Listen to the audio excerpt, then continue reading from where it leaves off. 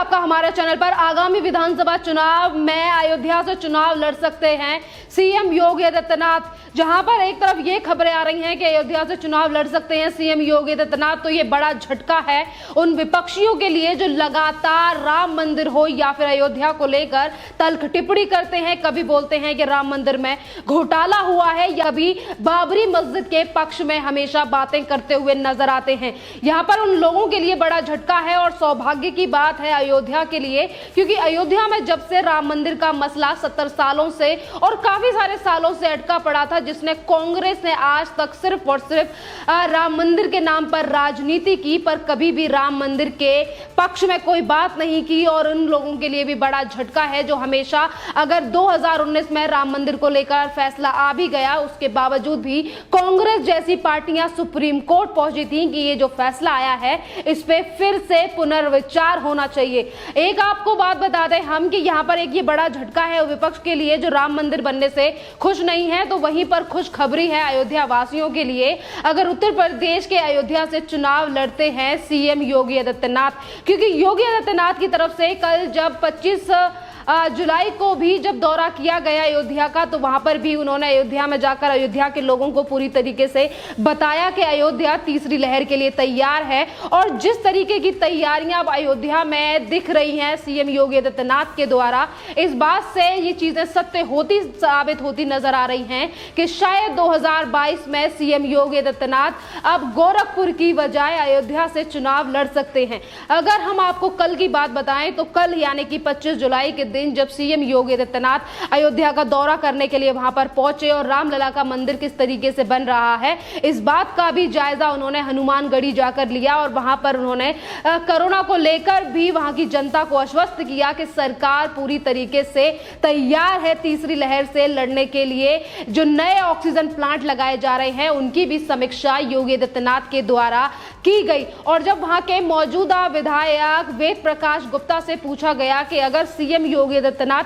अयोध्या से चुनाव लड़ते हैं तो इस पर आपका क्या कहना है, तो जो मौजूदा विधायक हैं वेद प्रकाश गुप्ता, उन्होंने भी कहा कि अगर सीएम योगी आदित्यनाथ अयोध्या से चुनाव लड़ते हैं तो ये सौभाग्य की बात होगी अयोध्या वासियों के लिए, और मैं खुशी खुशी अपनी कुर्सी छोड़ने के लिए तैयार हूं अगर सीएम योगी आदित्यनाथ अयोध्या से चुनाव लड़ते हैं। क्योंकि जितने दिनों से ये मामला टाल रखा था, आध्यात्मिक जगहों की बात करें तो हमारे देश में एक मॉडल है काशी का, जो कि विश्व भर में प्रसिद्ध हो रहा है कि किस तरीके से विकास किया गया है काशी का देश के प्रधानमंत्री के द्वारा, और दूसरी तरफ अयोध्या की डोर संभाल रखी है योगी आदित्यनाथ ने। यहां पर हम आपको यह भी बता दें कि अब जिस तरीके से मायावती ब्राह्मण कार्ड खोलने की कोशिश कर रही हैं, तो दूसरी तरफ अखिलेश यादव कन्हैया बनने का प्रयास कर रहे हैं, जो कि उनके गीतों की माध्यम से दिखाने का प्रयास किया जा रहा है। पर उत्तर प्रदेश की जनता सटीक तरीके से जानती है, अच्छी तरीके से जानती है कि अगर हिंदुत्व के लिए किसी पार्टी ने काम किया है, किसी पार्टी ने अगर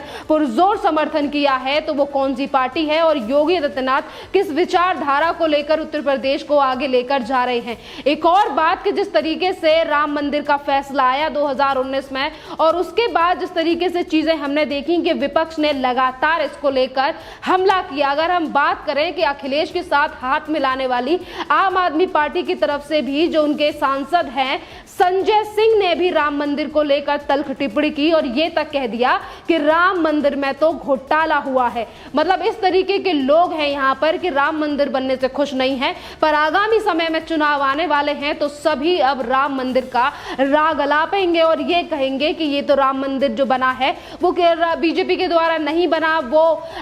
योगी आदित्यनाथ के द्वारा नहीं बना। तमाम ऐसी चीजें हैं जो विपक्षियों के द्वारा इन चुनावों को लेकर जनता के बीच इन सारी चीजों को लेकर चुनाव प्रसार किया जाएगा। पर जनता अच्छी तरीके से जानती है कि आखिरकार कौन है, किसके अधिकार और कौन ज्यादा विकास अयोध्या में इस वक्त पर कर दिखा रहा है। अब बात करते हैं कि योगी आदित्यनाथ के द्वारा अभी इन चीजों की पुष्टि नहीं की गई है, पर जिस तरीके की तैयारियां योगी आदित्यनाथ के द्वारा, प्रशासन के द्वारा अयोध्या को लेकर की जा रही हैं और आने वाले चुनावों के लिए राम मंदिर एक बड़ा मुद्दा रहेगा। क्योंकि ये जब पहले भी सरकारें आई हैं, 2019 में जब सरकार आई थी और इससे पहले की भी जो बीजेपी की सरकार बनी थी 2014 में, 2019 के मैनिफेस्टो में भी राम मंदिर का मुद्दा शामिल था और उसके बाद सरकार बनते ही किस तरीके से मोदी सरकार के द्वारा ये फैसला लिया गया, ये जनता अच्छी तरीके से जानती है। अब बात करते हैं हम कि कितना महत्वपूर्ण रहेगा योगी आदित्यनाथ के लिए अयोध्या से चुनाव लड़ना, क्योंकि चुनावों को लेकर योगी आदित्यनाथ के द्वारा पहले दिन से ही कहा गया है कि जहां पर ईंट रखी गई है, शिलान्यास किया गया है, मंदिर तो वहीं पर बनेगा और अयोध्या की जनता भी इस बात से भली भांति वाकिफ है किस तरीके का कार्य प्रसार किया गया है योगी आदित्यनाथ की सरकार की तरफ से अयोध्या में राम मंदिर को लेकर। दूसरी तरफ अगर हम गोरखपुर की बात करें तो गोरखपुर से भी चुनाव लड़ने की बात अभी सामने नहीं आई है। यहाँ पर यह भी हम आपको बता दें कि अभी जब लिस्ट सामने आएगी, अभी 6-7 महीने बाकी हैं, पर जो चीजें निकल कर आ रही हैं, इससे अभी से विपक्ष के लिए एक बड़ा झटका लग गया है कि अगर अयोध्या से चुनाव लड़ते हैं योगी आदित्यनाथ तो क्या होगा विपक्षियों का, और इसको लेकर तल्ख टिप्पणी भी शुरू हो गई है विपक्ष की तरफ से। कभी कोई नेता विपक्ष की तरफ से आकर ये कहता है कि जहां से कोई चिड़िया नहीं उड़ती वहां से हाथी उड़ाने की बात करते हैं। इसको लेकर तल्ख टिप्पणी को लेकर रवि किशन ने भी जवाब दिया था। जिस तरीके की बातें विपक्ष की तरफ से की जा रही हैं, मतलब विपक्ष को अभी से पता है कि अगर अयोध्या से चुनाव लड़ेंगे योगी आदित्यनाथ तो किस तरीके का रिजल्ट रहेगा। अगर हमने रिजल्ट की बात की है यहाँ पर उत्तर प्रदेश के आगामी चुनावों को लेकर, तो यहीं पर एक सर्वे भी निकल कर आया है जिसमें जनता से ये पूछा गया कि योगी आदित्यनाथ के द्वारा या फिर जो पिछले मुख्यमंत्री रहे हैं उनके द्वारा उत्तर प्रदेश में कितना काम किया गया और उत्तर प्रदेश के सीएम के लिए जनता किसको पहली पसंद मानती है। तो यहाँ पर भी 48% जो वोट थे वो पड़े थे योगी आदित्यनाथ के पाले में, और बाकी का जो विपक्ष अभी तक राजनीति कर रहा है, कभी कोई ब्राह्मण कार्ड लेकर खेल रहा है तो कभी कोई ये कह रहा है कि भाजपा जो है वो ब्राह्मण विरोधी है, और इस तरीके की बातें समाजवादी पार्टी की तरफ से कई बार कही जा चुकी हैं। आप ये बात समझिए कि विकास दुबे का जिस तरीके से बार बार मायावती हो या फिर अखिलेश यादव ब्राह्मण कार्ड से जोड़ने की कोशिश कर रहे हैं और ये कह रहे हैं कि भाजपा तो ब्राह्मण विरोधी है, जहां पर योगी आदित्यनाथ की तरफ से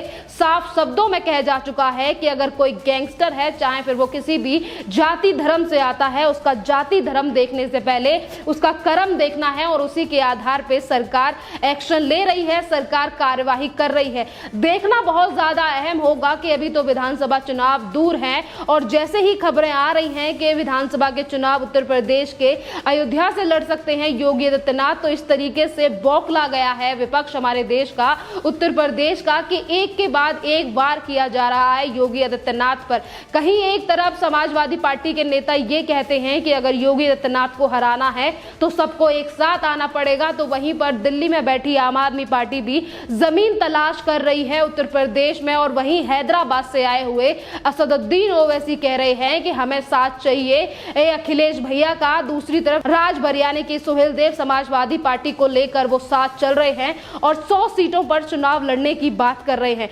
गोरखपुर की अगर हम बात करें तो अगर गोरखपुर से भी अगर उत्तर प्रदेश के मुख्यमंत्री चुनाव लड़ते हैं तो वो भी ठीक रहेगा, क्योंकि हमेशा से ही आप सभी को पता होगा कि 1998 में पहला चुनाव लड़ा था योगी आदित्यनाथ ने, जिस टाइम पे वो गोरखपुर से चुनाव सांसद बनकर आए थे, वो भी सबसे कम उम्र के सांसद। अगर योगी आदित्यनाथ को चुना गया था तो वो गोरखपुर से ही चुना गया था और 5 बार गोरखपुर से सांसद रह चुके हैं योगी आदित्यनाथ। तो ये तो रही गोरखपुर की और अयोध्या की बात, और जनता का अच्छी तरीके से जानती है कि अगर इस बार अयोध्या से चुनाव लड़ते हैं योगी आदित्यनाथ तो वो कितना ज्यादा महत्वपूर्ण रहेगा। और अब बात करते हैं उस विपक्ष को लेकर, चाहे फिर वो कोई सर्वे हो या फिर पंचायत के चुनाव या फिर जिस तरीके से छोटे मोटे चुनाव भी अगर उत्तर प्रदेश में हुए हैं, तो उत्तर प्रदेश की जनता अच्छी तरीके से बता चुकी है विपक्ष की क्या भूमिका रह गई है अब उत्तर प्रदेश में। पर उसके बावजूद भी विपक्ष की तरफ से तमाम ऐसी चीजें हैं, तमाम ऐसे कटाक्ष हैं जो उत्तर प्रदेश की सरकार को लेकर करते रहते हैं। अखिलेश यादव हो, मायावती हो या फिर हो